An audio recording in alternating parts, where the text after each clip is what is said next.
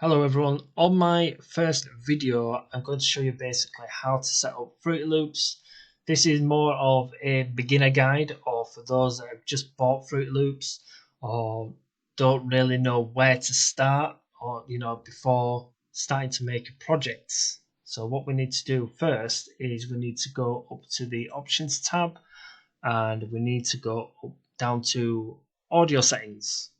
On your audio settings, you can select your device where your audio is coming from. So for example, I've selected Fruity Loops Studio as your driver, but you can choose your primary sound driver, which will probably use more resources. I would recommend using the Azure just to keep memory levels sort of down and make it a little bit easier for your computer and your CPU, especially if you have larger projects.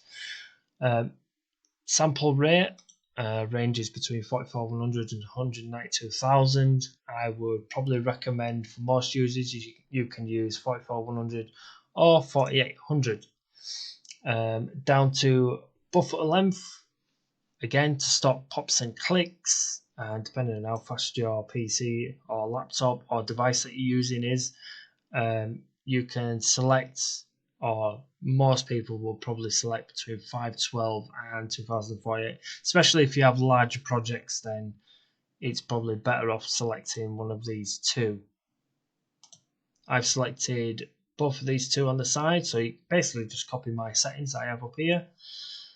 Save overloads, I usually put it highest. I've selected them two, multi-threaded, smart disable, and the resampling quality set to 32 point sync. Next, we need to go over to your files. So where your samples are going to be, you need to create a folder. So for example, you could go to your music folder on your Windows PC or laptop. You can select or create a samples folder. To do that, you just right click in this space here, go to new, and then you select your folder and then just rename as you need to. Once you've set that up, close this and select one of these little folder icons down the left hand side.